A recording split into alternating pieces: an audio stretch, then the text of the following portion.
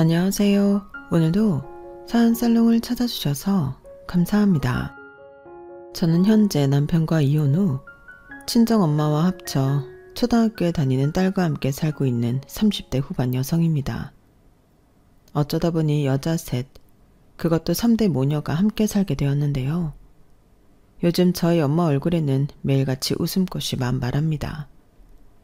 사실 제가 결혼하기 전만 해도 엄마와 시간을 많이 못 보냈거든요. 저는 어릴 때부터 엄마가 이혼해 홀엄마 밑에서 자랐거든요. 아빠는 어렸던 제 기억에 술도 좋아하고 여자도 좋아해 엄마 속을 허구한 날 새까맣게 태웠는데 이렇게 살다가는 제 명에 못 살 것 같다고 이혼하셨어요. 그리고 아빠는 얼씨구나 잘됐다 하듯 저라는 혹까지 붙여 집에서 내쫓아버렸다고 하는데요. 적반하장으로 그게 아빠가 순순하게 이혼해주는 조건이었대요.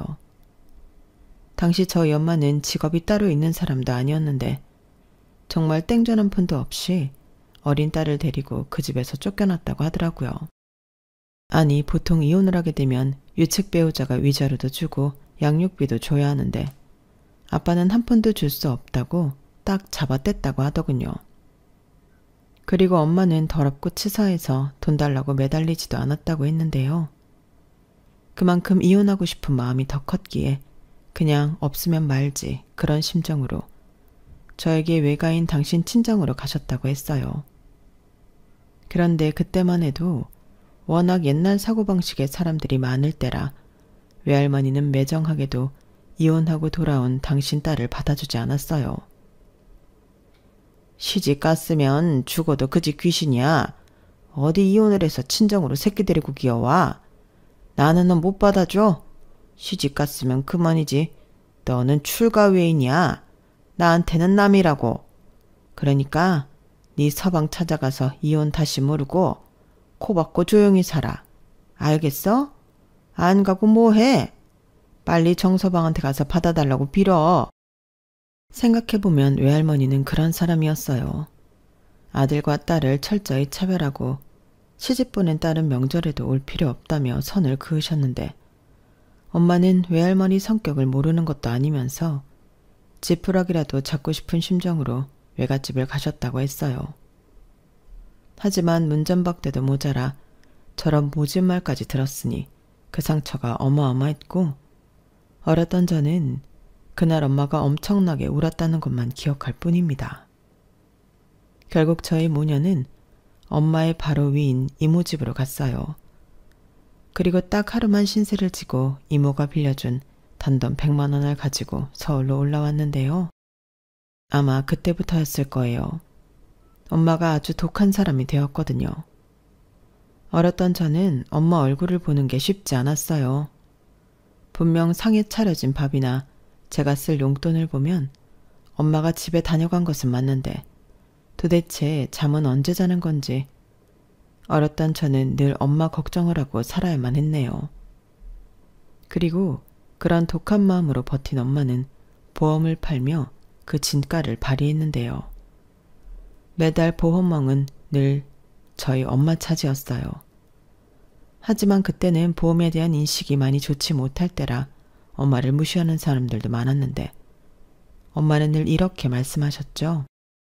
엄마는 엄마를 싫어하는 사람은 하나도 안 무서워. 대신 돈이랑 우리 딸은 무섭지. 돈 없어서 우리 딸 굶기고 공부 못 시킬까 무섭고 우리 딸이 엄마 마음 몰라주고 엇나갈까 무섭고 엄마는 그거 2개 빼면 하나도 안 무서워. 이렇게 말씀하셨는데 저는 어렸지만 철이 빨리 들어 그런지 엄마 마음이 훤히 다 보였어요. 그래서 사춘기 방황도 모르고 열심히 공부하고 집안일하며 나름 모범생으로 살았는데요. 마음 같아서는 공부도 잘해서 고생하는 엄마를 기쁘게 해주고 싶었지만 그건 현실적으로 쉽지 않더군요. 열심히 하는데 잘 되지 않았거든요. 그리고 엄마도 일하느라 제 공부에는 신경을 많이 못 써줬는데 그건 당신 탓도 있다고 생각하셨는지 제가 공부를 잘하는지 못하는 것에는 단 한 번도 뭐라고 하신 적이 없었어요. 오히려 사람들이 어떻게 다 공부를 잘하겠니? 우리 딸은 우리 딸이 잘하는 걸 찾으면 돼. 기죽을 필요 없다니까? 이렇게 항상 저한테 괜찮다고 해줬는데 그 말이 참 고마웠어요. 제 친구 엄마들은 전부 공부 못하는 자식은 필요 없다고 공부 잔소리를 한다고 했거든요. 그래서 제 친구들은 공부를 못해도 괜찮다고 해주는 저희 엄마를 부러워하며 저한테도 좋겠다는 말을 자주 했는데 저는 그 말이 좋진 않았어요. 저도 공부를 잘해서 괜찮다는 말이 아닌 잘했다, 우리 딸 최고다, 그런 말이 듣고 싶었는데 그래서 성적이 별로 나오지 않아도 엉덩이 힘으로 무식하게 공부를 했죠. 그리고 그런 무식한 방법이 아주 틀리진 않았는지 명문대는 아니어도 서울에 있는 4년대 대학에는 입학할 수 있었는데요. 그날은 엄마와 외식도 하고 최고로 행복한 날이었어요.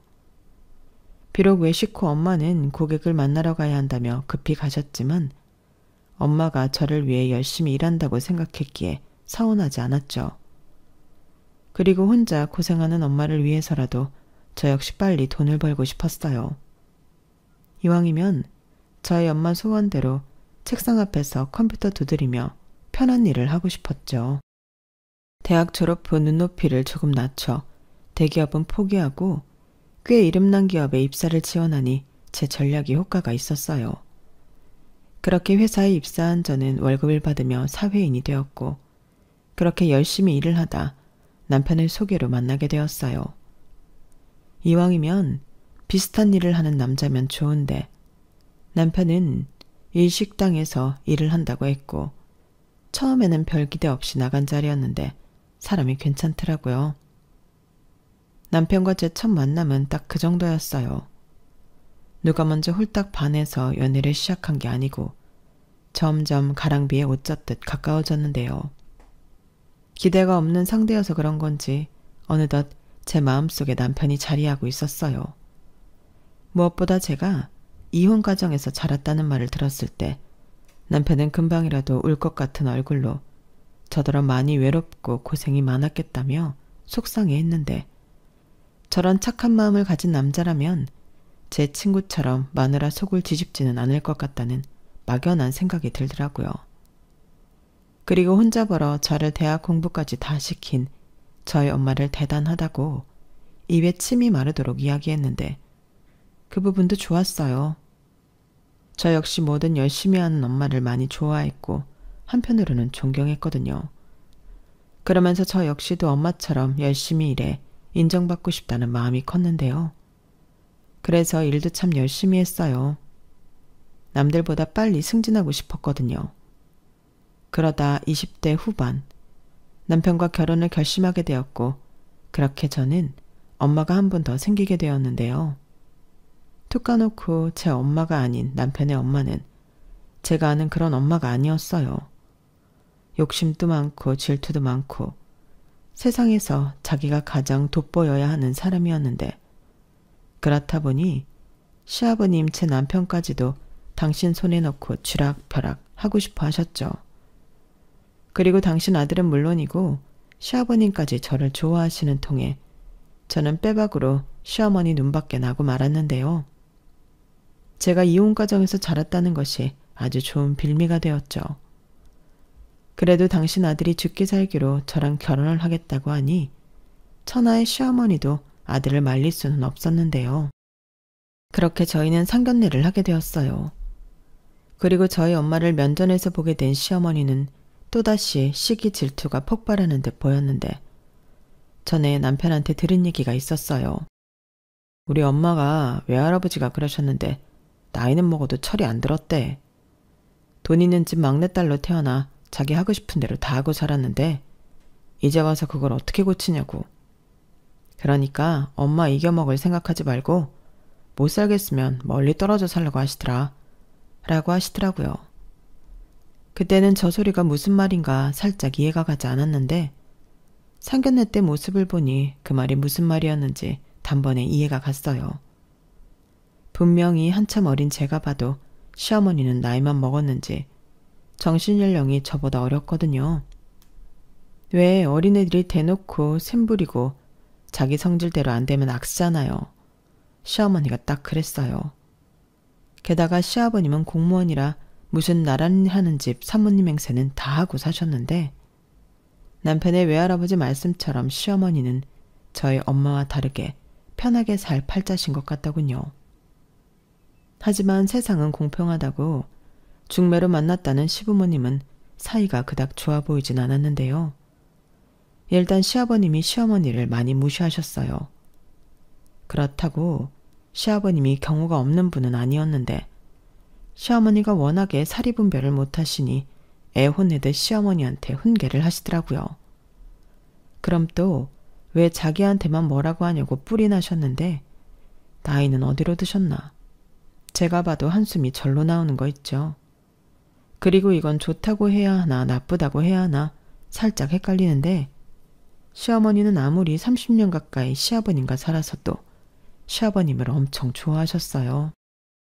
아니, 사랑받고 싶은 마음이 굉장히 컸는데 당신 욕심대로 세상의 모든 관심을 혼자 다 받아야 직성이 풀리셨죠. 그런데요, 미리부터 고백하자면 저는 시어머니가 저렇게 심각한 줄 몰랐는데요. 만약 미리 알았다면 절대 남편과 결혼하지 않았을 거예요. 제 스스로 무덤을 팔 만큼 제가 모자라진 않거든요. 하지만 그때는 정말 몰랐고 그저 시아버님의 사랑과 아들의 사랑을 독차지하고 싶어하는 특이한 분이라고만 생각했는데 어쩌면 사랑에 눈이 멀어 거기까진 안 보였는지도 모르겠네요. 처음엔 그저 그렇다고 생각했던 남편이었는데 막상 좋아하는 감정이 생기고 나서부터는 주체가 되지 않았거든요. 게다가 늘 바쁜 친정엄마의 부재로 저는 표현은 하지 않았지만 많이 외로웠고 남편과 만나면서 그런 외로움이 더 많이 채워졌는데 자상하고 저보다 더 세심한 남편에게 저는 정말 푹 빠져 있었어요. 그리고 당시 일식집에서 일을 하던 남편은 저한테 맛있는 음식도 많이 만들어줬는데요. 내가 결혼만 하면 평생 자기 맛있는 것만 만들어줄게. 자기는 주방에 들어올 생각도 하지 마. 이렇게 말을 하는데 어느 여자가 안 넘어가겠냐고요. 그리고 그때는 저도 남편과 하루빨리 결혼하고 싶은 마음이 컸는데 상견례 자리에서 생각지도 못했던 엉뚱한 일이 터지고 말았어요.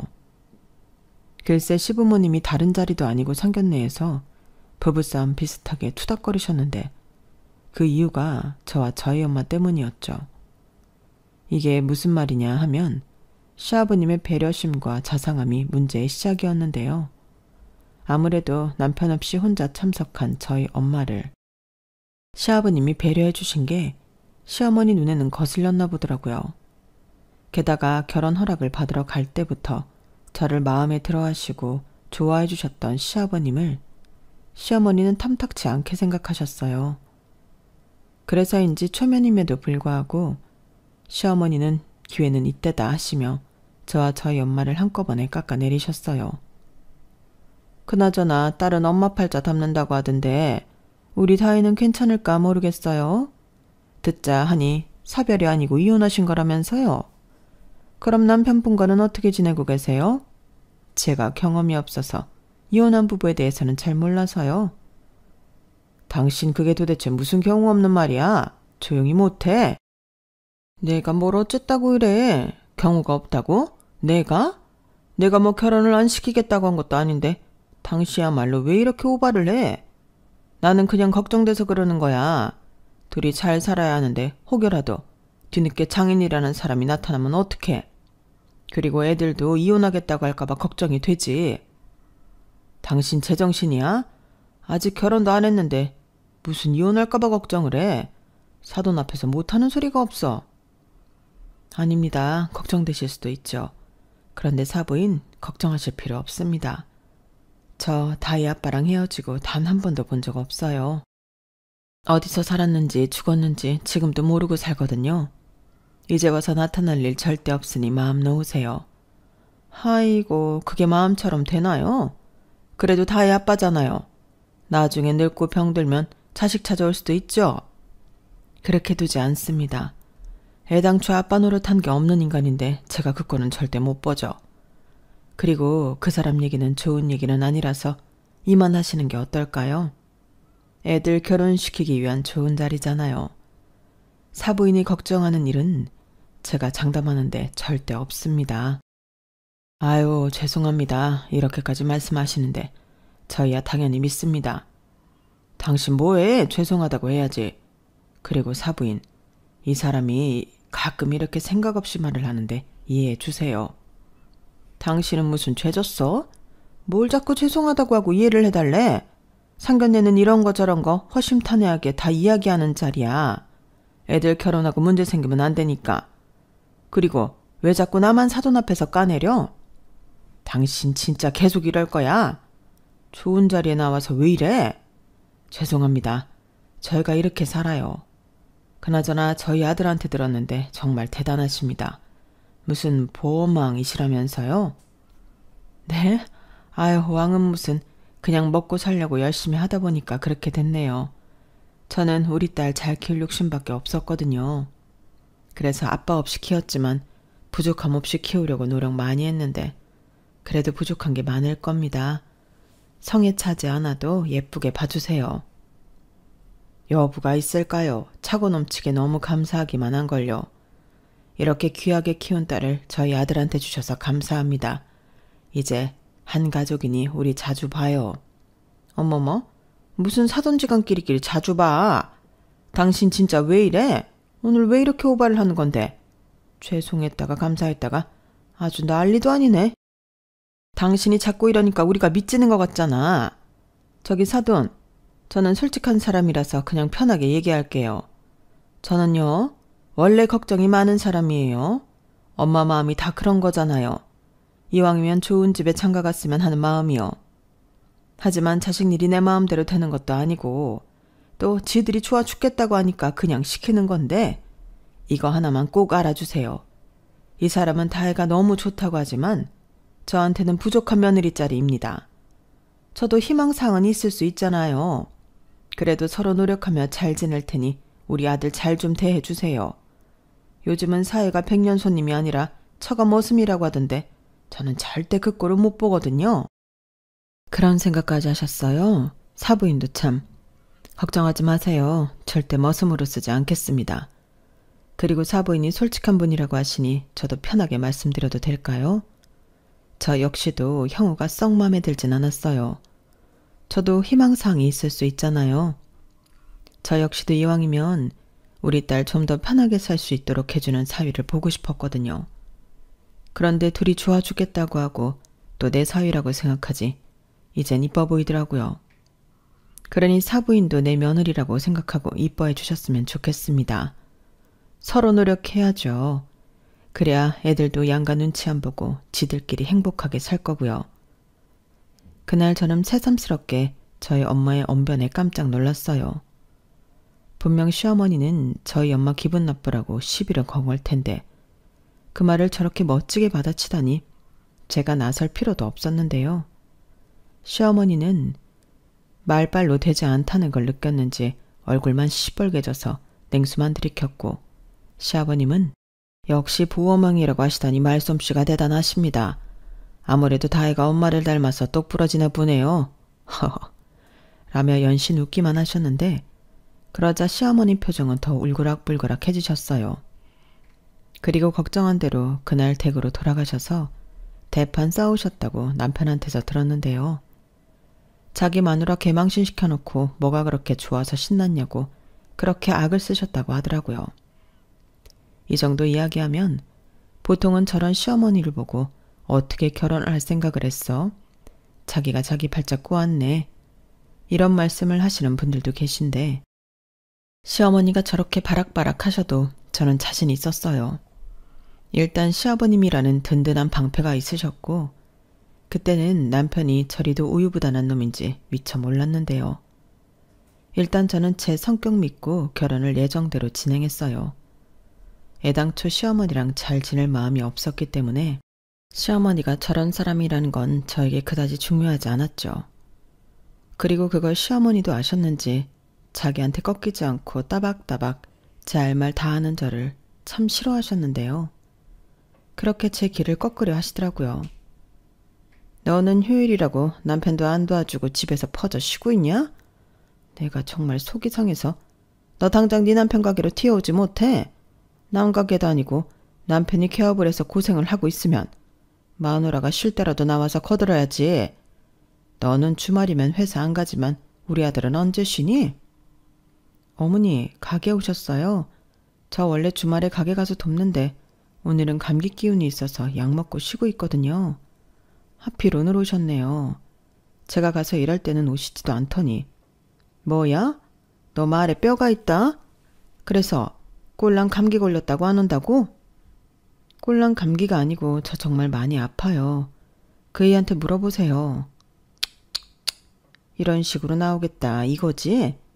내 아들이 아주 지 든든한 방패야. 그럼 지금 말고 한 3시간 정도 있다가 운전만 하러 나와라. 네? 운전이요?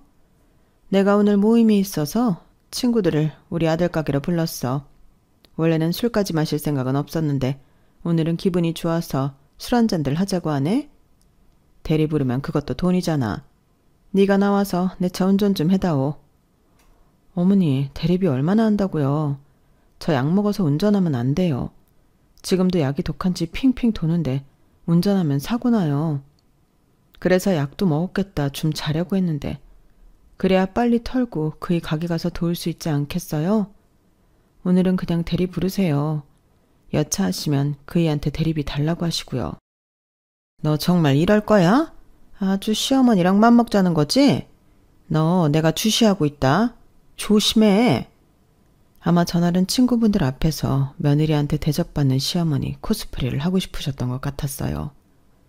그런데 당신 뜻대로 되지 않아 뿔이 나셨는데 제가 아프다고 하니 달리 어떻게 하실 수가 없으셨겠죠. 제가 뭐 거짓말로 아픈 건 절대 아니었거든요. 한 3일 전부터 으슬으슬하고 컨디션이 좋지 않더니 금요일 밤부터는 꼬박 알아놓았어요. 그러니 남편도 오늘은 쉬어. 가게 나와도 도움도 안 되겠다. 라며 저더러 나오지 말라고 했는데 도움이 안 되겠다니. 저를 걱정하는 건지 가게를 걱정하는 건지 모르겠더라고요. 남편은 결혼하고 2년이 지나 가게를 오픈했거든요. 그리고 대출을 많이 받아 시작한 가게라 그런지 남편은 가게 오픈 이후 신경이 많이 날카로웠는데요. 그로 인해서 저한테도 많이 소홀했죠. 하지만 저는 남편이 오죽 스트레스 받으면 그럴까 하며 애써 이해해주려 노력했는데 남편은 아니었어요. 저는 여전히 직장을 다니고 있었고 그렇기 때문에 제 일과 남편의 일을 구분지어 생각했는데 남편은 자기 가게 아니라 우리 가게라고 생각하는 것 같더라고요. 그런데 우리 가게를 저는 신경을 쓰려 하지 않았으니 서운함과 불만이 쌓여가는 듯 했는데요. 처음엔 자리 잡아야 하는 것도 있고 주말에 손님이 많이 몰리니 주말에는 나가 가게 일을 도왔는데 남편은 당연하게 생각했지만 저도 병이 난 거였어요. 막말로 남편이 가게를 오픈하고 난 뒤로 저는 쉬는 날이 없는 거나 마찬가지잖아요. 하지만 남편은 제가 직장 가서 일하는 건 앉아서 손가락만 움직이니 별로 힘들지 않다고 치부했는데 직장 생활 하시는 분들이라면 알겠지만 조직 생활이라는 게 그렇지 않잖아요. 그래서 저 딴에는 억울하기도 하고 회사를 다녀본 적이 없는 남편이라 그러나 보다 이해도 하려고 노력했는데 어느 순간부터 저도 왜 나만 계속 이해를 해줘야 하나 정신이 번쩍 들었어요. 그리고 그즈음 임신까지 했는데요. 기쁜 일인 건 맞지만 마냥 기뻐할 수는 없었어요. 저만 죽어날 것이 분명했으니까요. 그리고 기뻐하는 남편과 시부모님에 비해 저는 육아까지 추가되어 힘든 시간을 보내야만 했는데 설상가상으로 오픈하고 1년 뒤 남편의 가게는 매출이 뚝 떨어져 집안에 비상이 걸렸어요. 식구도 늘었는데 수입이 줄어들었으니 그것만큼 난감한 일이 없더라고요. 게다가 제가 출산휴가에 이어 육아휴직까지 하고 있었기 때문에 돈이 더 없었는데요. 그땐 친정엄마가 남편 몰래 많이 도와주셨어요. 제 통장에 100만 원, 200만 원씩 매달 입금을 해주셨는데 그게 일회성도 아니고 매달 그런다는 게 쉬운 일이 아니잖아요. 하지만 친정엄마는 혼자 있는 당신은 돈 쓸 일도 없다며 남편한테 얘기하지 말고 생활비로 쓰라고 하셨는데요. 남편은 장모가 도와주는 거라는 걸 전혀 눈치채지 못했죠. 그저 제가 어디서 비상금이라도 잔뜩 꼽을 쳐놓은 줄 알고 있었는데 내 돈은 지 돈이라고 생각하는 건지 아주 당연하게 여보, 나 30만 원만 줘 라고 하는 거 있죠.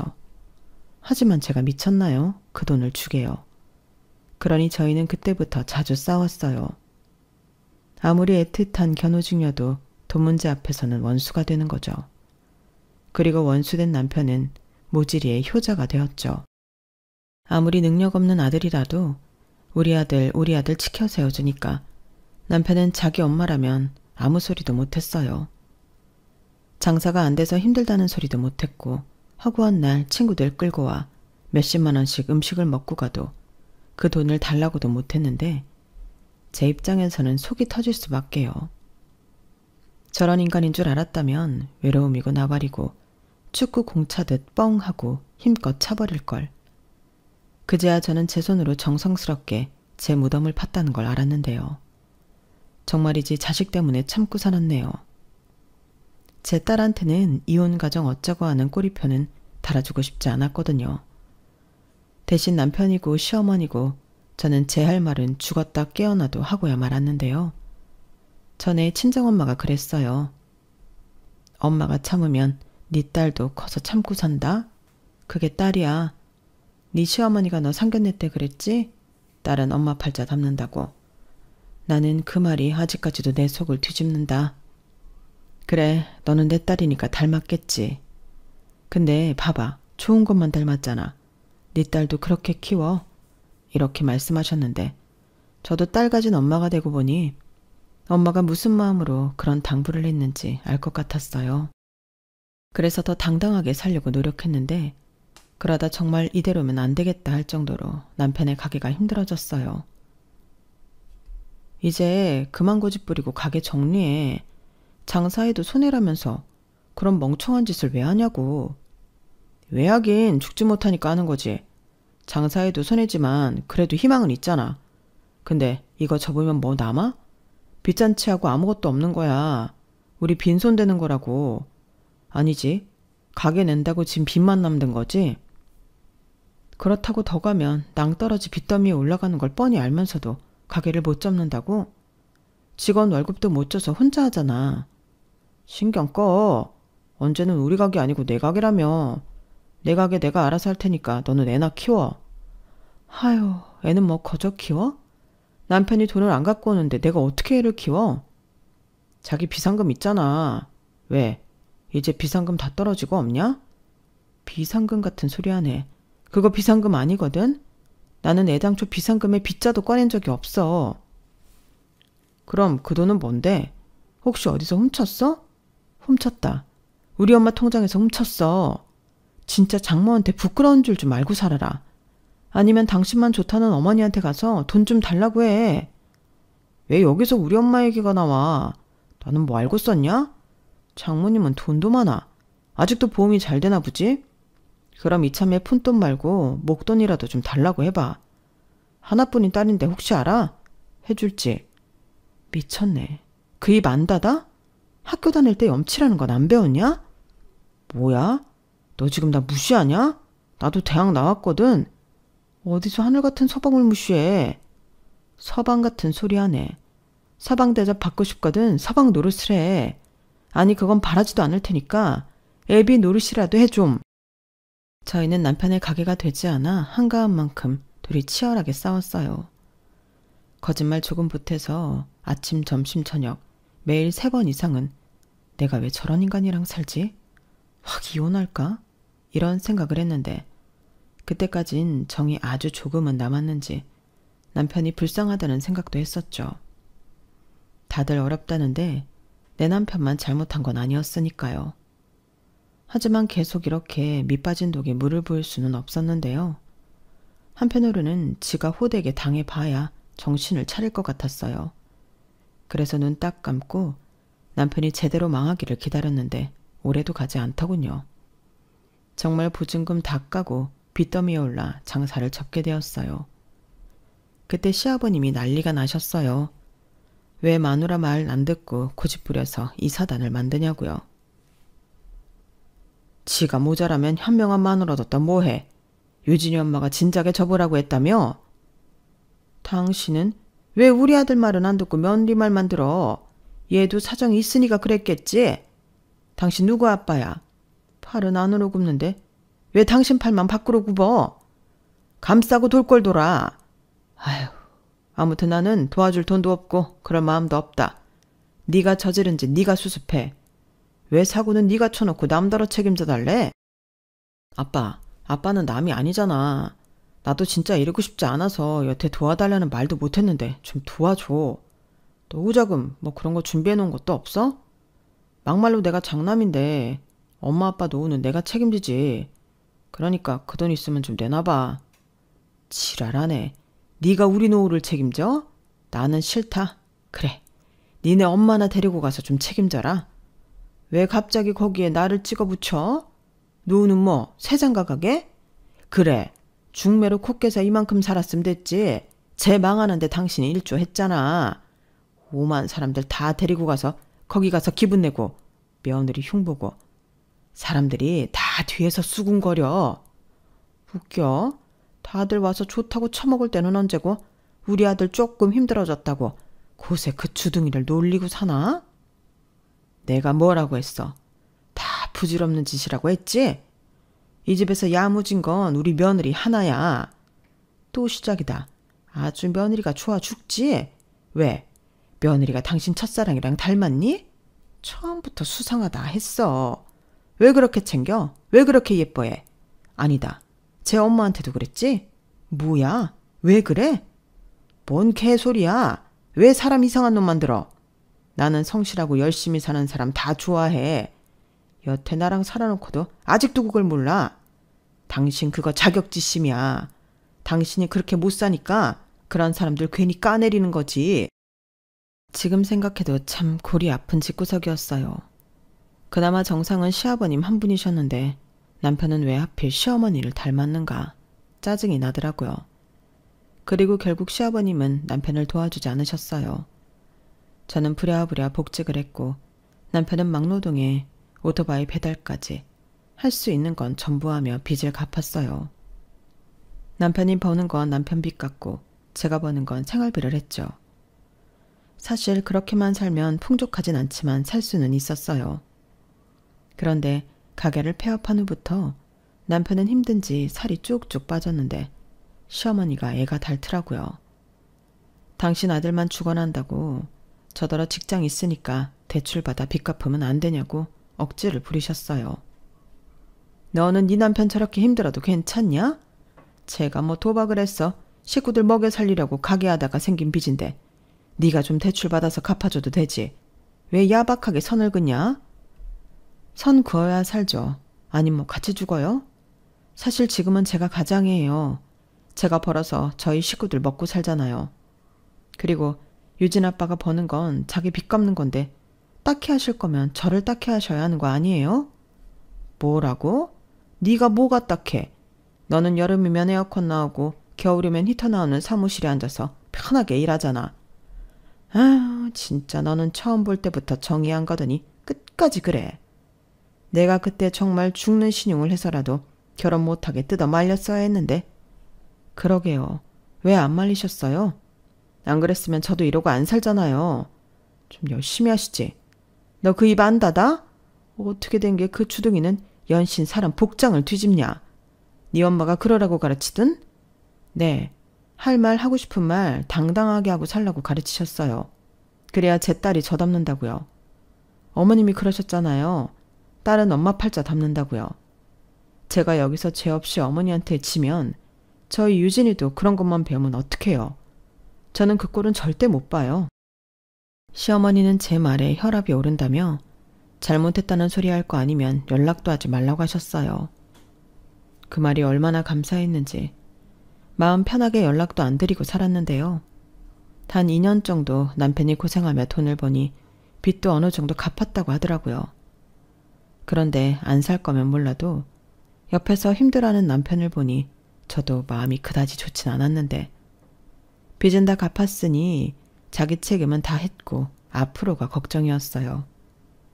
그렇다고 앞으로도 계속 막노동을 하라고 하긴 싫더라고요. 그리고 남편은 할 줄 아는 건 음식밖에 없으니 제일 좋은 건 일식당에 취직을 하는 건데 나이도 있고 칼을 오래 놓기도 했고 남편을 쓰겠다는 가게는 애석하게도 없었죠. 그러자 남편은 계속 자신감을 잃어갔고 빚을 갚아야 한다는 강박도 사라지니 일도 나가지 않으려 했어요. 그렇게 집안에 굴을 파고 있으니 딸아이도 아빠 눈치를 보더라고요. 그 어린 게 아빠 눈치를 보는데 꼭 저 어릴 때 보는 것 같아서 속에서 천불이 올라왔어요. 그래서 안 되겠다 싶어 이젠 정말 우리 가게를 찾아보자 남편한테 제안을 했는데요. 퇴직금을 받아 일식당을 차리자고 제안을 했어요.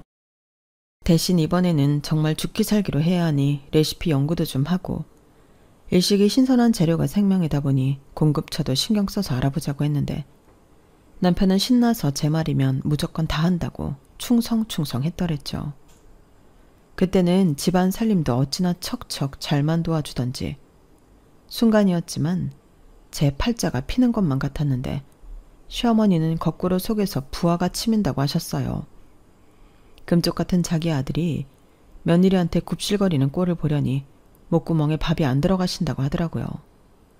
그러니 자기 아들 집에서만큼은 손 하나 까딱하지 않도록 저더러 다 하라고 하셨는데 그런 말을 들을 제가 아니었죠. 막말로 그 가게를 누구 돈으로 하는데요. 그리고 제일 중요한 가게 보증금이며 임대료도 제 선에서 가장 저렴하게 건물주를 구워 삶았는데 손 하나 까딱하지 않을 사람은 저였죠. 그래서 시어머니가 뭐라고 하시든 상관하지 않았어요. 그저 이젠 정말 우리 가게가 잘 돼야 하니 가게에만 집중했는데요. 다행히 한 두어 달 미치고 고생을 좀 했지만 가게는 빠른 속도로 입소문이 나서 수익이 나기 시작했어요. 식재료가 신선하고 음식이 맛있는데 가격도 좋으니 사실 안 되는 게 이상한 일이었는데 오픈런을 한다고 출근 전에 줄 서 있는 사람들을 보면 그렇게 행복할 수가 없었어요. 그런데요. 그렇게 매일같이 사람들이 줄을 서고 웨이팅을 하는데 불청객 집단이 찾아왔어요. 바로 시어머니와 계모임 사람들이었죠. 뻔히 기다리는 사람들 말고 테이블 다 찬 거 봤으면서도 자기들 자리 내놓으라고 저희 직원을 잡고 계셨어요. 내가 여기 사장 엄마라고. 사장 엄마가 왔는데 저 사람들이랑 똑같이 줄을 서는 게 말이 돼? 그리고 원래 고급 레스토랑은 VIP석은 남겨놓는 거야. 저기 죄송한데 저희 사장님은 그런 거 없다고 하셨어요. 매일 줄 서는 분들이 저렇게 많은데 예약도 잡지 말고 무조건 선착순으로 손님 받으라고 하셨거든요. 뭐야? 우리 아들이 그랬다고? 아니, 여 사장님요. 어머, 진짜 웃기고 자빠졌네. 여기 여 사장이 어딨어? 사장 사모겠지. 사장 사모가 사장보다 높나? 어머니, 또 오셨어요? 저는 사장 사모도 아니지만 사장 엄마라도 이건 도의적으로 안 되는 거예요. 밖에 보는 사람들 잔뜩 있는데 구설수 오르게 하고 싶으세요? 저희 이번에 망하면 쪽박이에요. 야, 너 지금 여기 사람들 안 보여? 나 시어머니야. 며느리가 시어머니 기는 못 살려줄 망정 창피를 주냐? 그러게 제가 지난번부터 안 된다고 좋게 말씀드렸잖아요. 어머니야말로 왜 그러세요? 저희 이제 조금 잘 되려고 하는 건데 도와주셔야지. 왜 자꾸 깽판을 치시냐고요? 뭐? 깽판? 너 정말? 나 개망신 주려고 작정을 했지? 그래, 너 잠깐 이리 따라 나와 봐. 시어머니는 보는 사람들이 많다는 걸 의식하는 듯 저더러 가게 뒤편으로 가자고 하셨어요. 그리고 저는 꿀릴 것이 없었기에 그 뒤를 따랐는데 고부가 싸운다는 소식을 들었는지 남편이 주방에서 나오더라고요. 그러고는 일 크게 만들지 말고 자기 엄마가 해달라는 대로 해주라고 하는데 이게 미쳤나 싶더군요. 꼬라지를 보니 돈 100만 원 거덜내고 가실 것 같은데 그럼 그 돈은 누가 메꾸냐고요. 그래서 안 된다고 단호하게 말했어요. 그러자 남편은 시어머니와 똑같이 자기가 사장이니까 사장 말을 들으라고 했는데 어이가 없었죠. 그래서 나중에 다시 얘기하자고 했는데 순간 너무 화가 났어요. 살려달라고 해서 구해줬더니 보따리를 넘어 제 것까지 탐을 내는 격이잖아요. 그리고 시어머니를 만나고 돌아온 순간 저는 결정을 내려야 했는데요. 시어머니가 저를 보자마자 제 뺨을 한 대 올려 붙이시더니 그러셨어요. 야, 내가 정말 너 어디까지 하나 두고 봤는데 더는 못 봐주겠다. 내 아들이랑 갈라서 이제 우리 아들 너 아니어도 잘 먹고 잘 살 거고 너보다 어리고 잘난 여자 만나 새장가 갈 수 있거든. 그러니까 너는 이만 꺼지라고. 너 하나 우리 집에 들어오고 나서 뭐 하나 잘 되는 게 없어. 나 네 시아버지랑 헤어지게 생겼다. 맨날 너랑 나랑 비교하는데 사람이 짜증나서 살 수가 있니? 다 너 때문이야. 그러니까 나랑 우리 아들 앞에서 꺼져. 네 새끼도 데리고 같이 꺼져. 당장 내 아들 가게에서도 꺼지라고. 이렇게 악에 바치셔서 고래고래 소리를 치시더라고요. 저는 그 말을 듣는데 어이가 없어서 웃음이 나왔어요. 지금 저를 붙잡아도 될까 말까인데 꺼지라고 하다니 이 사람들이 정말 간이 배밖에 나왔나 싶었죠. 그래서 후회하지 않으시겠냐고 재차 확인하니 후회는 개뿔? 내가 왜 후회를 하니? 너만 나가면 알턴이가 빠진 것 같아서 살 것 같을 거다. 그러니까 하루빨리 갈라서. 이렇게 친히 시어머니는 당신의 뜻을 확고히 하셨는데요. 저는 흔쾌히 알겠다고 했어요. 그리고 친정엄마한테 바로 전화를 걸었는데 시어머니 들으시라고 아주 큰 소리로 통화를 했죠. 스피커폰으로요. 엄마, 나야. 우리 시어머니가 나더러 정사방이랑 헤어지라고 하네. 내가 너무 싫대. 그래서 우리 유진이도 데리고 꺼지래. 그러니까 엄마, 우리 가게 당장 빼. 정서방은 그 잘난 자존심에 장목고물에 거의 공짜로 가게 오픈한 것도 자기 엄마한테 말 안 했나 봐.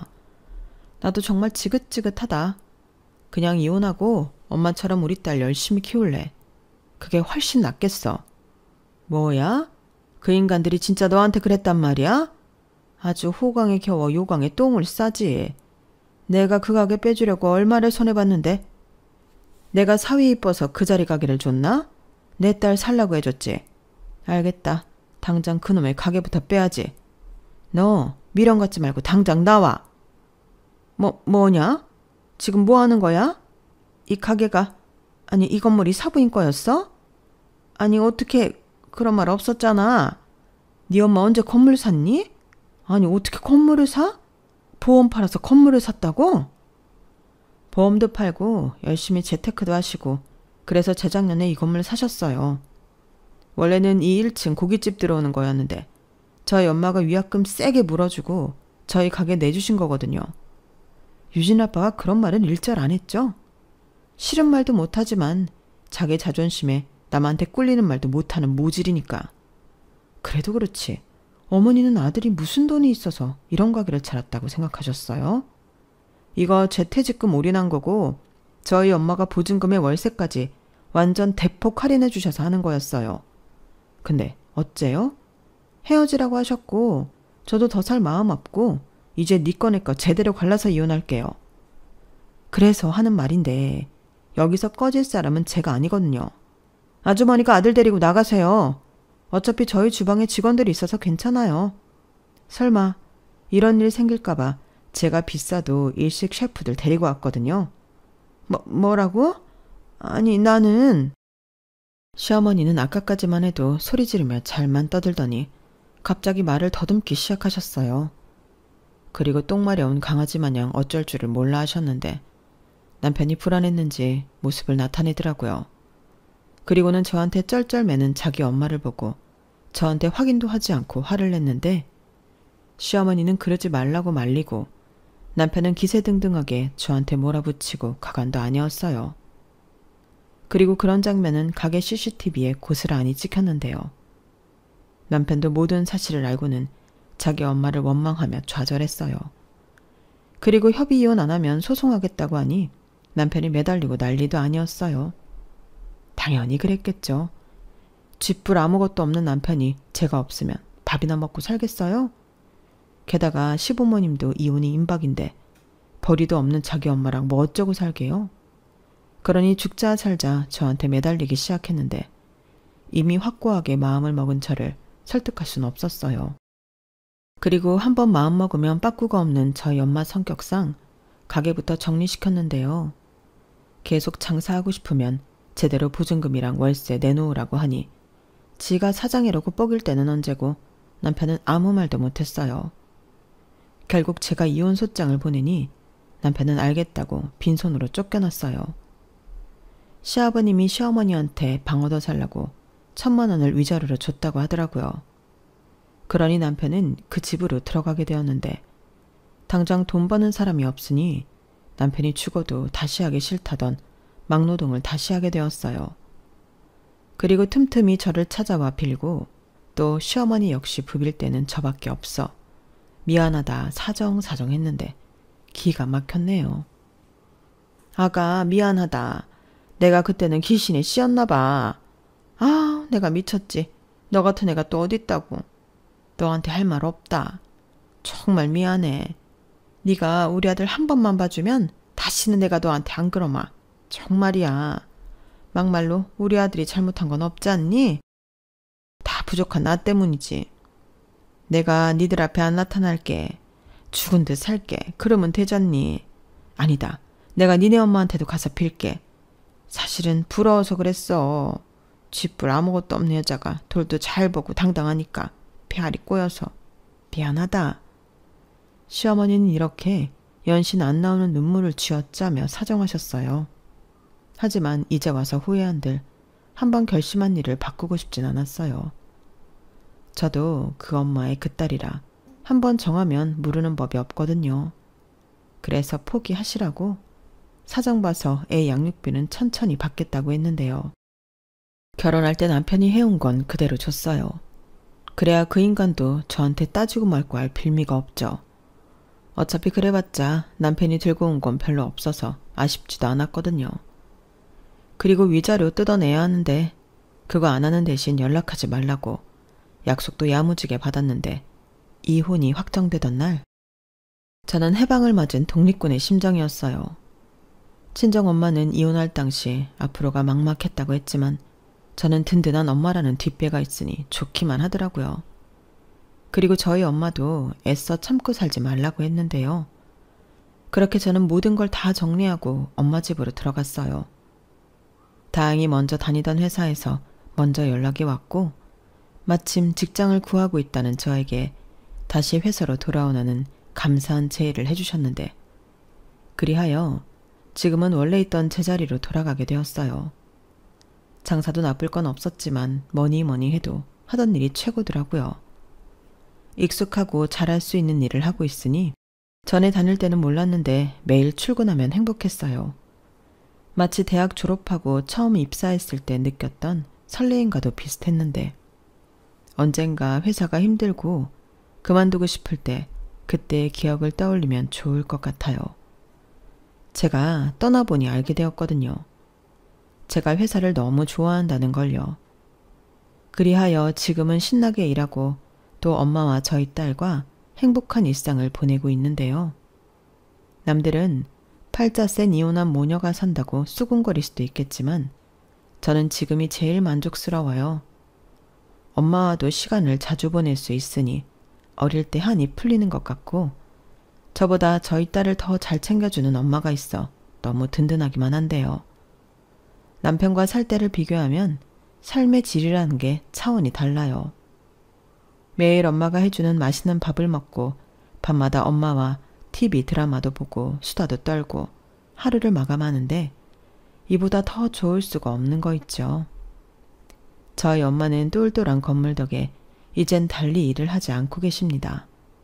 그 덕을 이젠 제가 톡톡히 보고 있는데 이제부터는 제가 엄마한테 효도하면서 살려고요. 그저 저희 엄마는 건강하기만 오래오래 사셨으면 좋겠는데 이제부터는 못해본 거 전부 다 하고 많은 추억을 만들며 살아갈 거예요. 딸은 엄마 팔자 닮는다는 말 사실 별로 듣기 좋은 말은 아니었는데 저는 당당하게 이렇게 말하고 싶네요. 저는 엄마 팔자를 닮아 이렇게 호강하고 산다고요. 반면 전 남편은 누굴 닮았는지 고생만 옴팡지게 하며 살고 있는 것 같은데 평생 그렇게 저라는 복덩이를 놓친 걸 후회하고 살았으면 좋겠습니다. 이상 제 사연은 여기까지였어요. 사연이 쓰다 보니 많이 길어졌는데 끝까지 들어주셔서 감사해요.